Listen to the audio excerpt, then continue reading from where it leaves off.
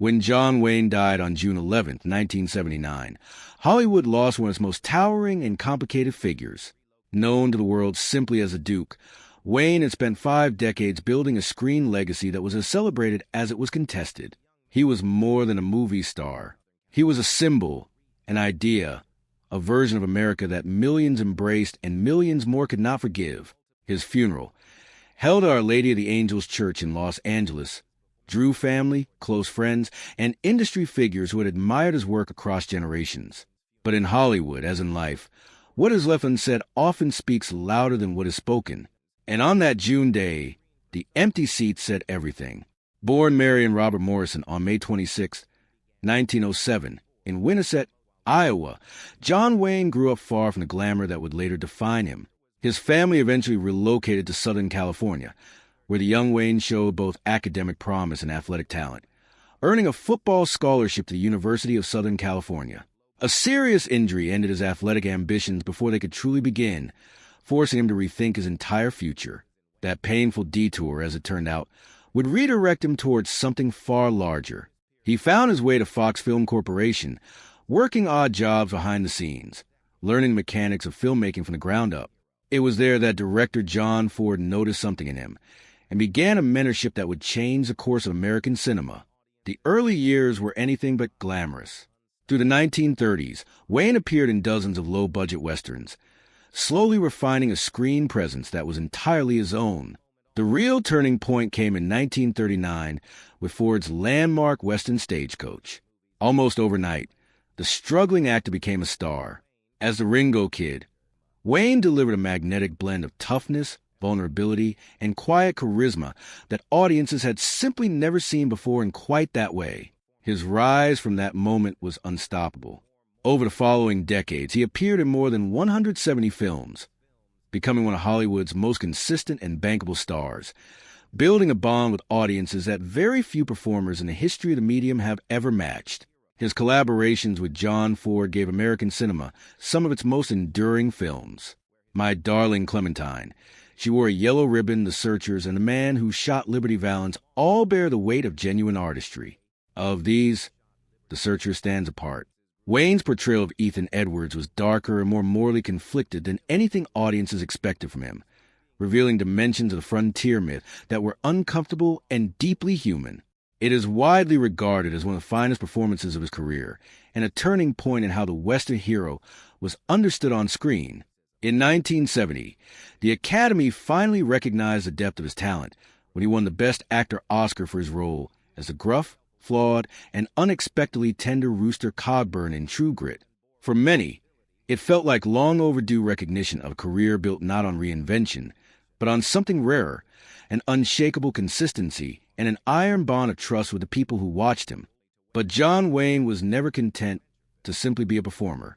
He was a man of strong convictions, and he wore them openly, without apology or compromise.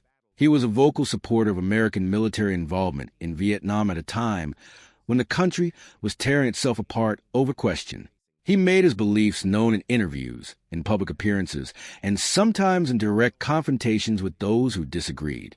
In a now infamous 1971 Playboy interview, he made remarks about race and Native Americans that shocked many and confirmed the fears of others. "I believe in white supremacy until the blacks are educated to a point of responsibility," he stated plainly. Of Native Americans, he once said, "I don't feel we did wrong in taking this great country away from them." These were not passing comments made in a moment of carelessness. They reflected a worldview that Wayne held openly and defended without remorse. And it was that worldview, more than any professional rivalry or personal slight, that kept 6 of Hollywood's most significant figures away from his funeral. Jane Fonda's absence was perhaps the least surprising. The ideological distance between Fonda and Wayne was not merely wide, it was unbridgeable. During the Vietnam War, Fonda had become one of the most visible and passionate anti-war voices in the country, a position that put her on a direct collision course with Wayne, who famously dismissed anti-war protesters by saying, "They call it protest. I call it treason."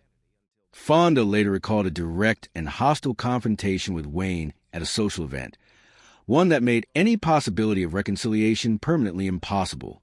For her to have attended his funeral would have been a contradiction of everything she had stood for and everything she continued to believe. It was not coldness that kept her away.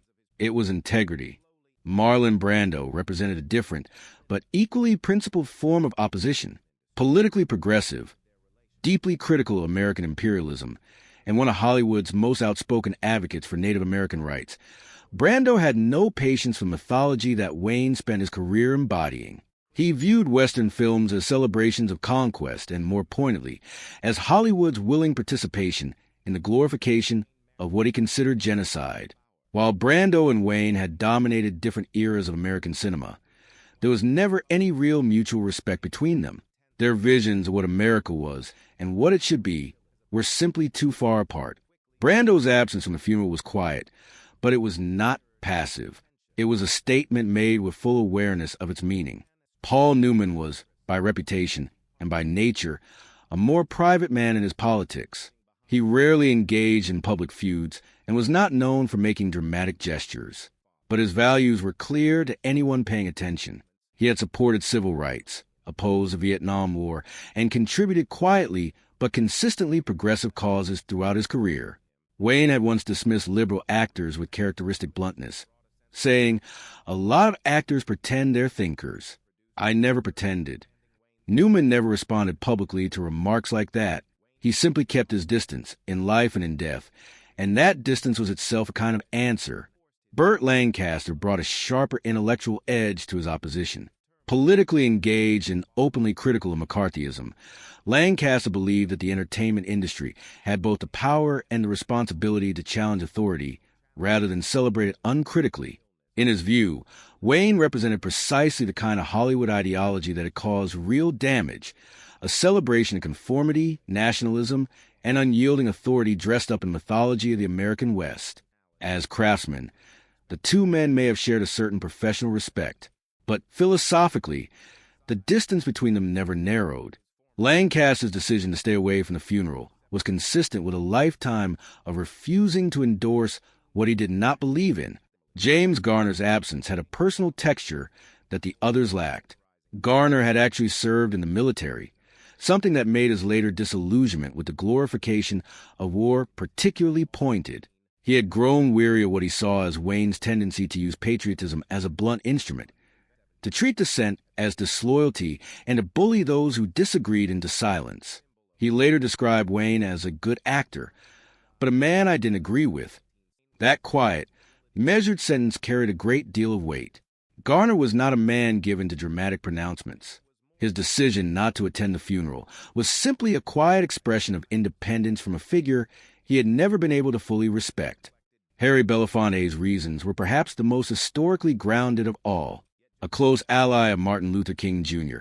and a lifelong civil rights activist, Belafonte had dedicated his life to fighting the exact kind of racial attitudes that Wayne had expressed so openly and so carelessly.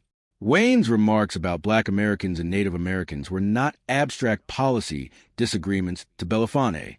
They were personal affronts rooted in a deeply unjust history that Belafonte had spent decades working to correct.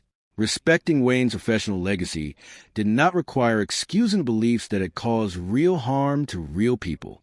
Belafonte understood the difference between the two, and he acted accordingly. John Wayne, for his part, seemed to understand the nature of his own divisiveness, even if he never softened it.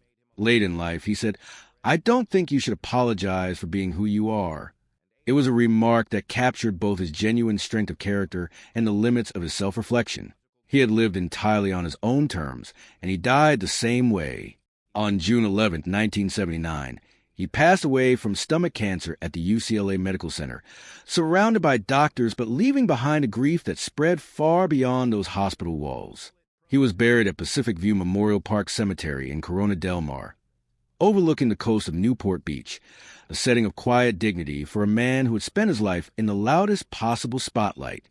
The legacy he left behind has never settled into easy consensus. His films endure, studied and admired by new generations of viewers who find them a window into a particular vision of American identity. His performances, particularly in The Searchers and The Shouldest, reveal genuine depth and artistry. But the man behind those performances was someone whose beliefs caused real harm, and the people who stayed away from his funeral were not making a casual social choice. They were drawing a final, deliberate line between the art and the artist, between the myth and the man. In February 2019, the resurfacing of his 1971 Playboy interview reignited public debate, leading to renewed calls for John Wayne Airport to be renamed. His son Ethan defended him, arguing that the interview had been taken out of context. The controversy flared again during the George Floyd protests in June 2020, though the airport still carries his name today. The debate itself is a fitting epilogue to his life. John Wayne was never going to be remembered simply or quietly. He was too large, too loud, and too uncompromising for that. The empty seats at his funeral were not forgotten. They were chosen, and in their silence, they said more about the man than any eulogy ever could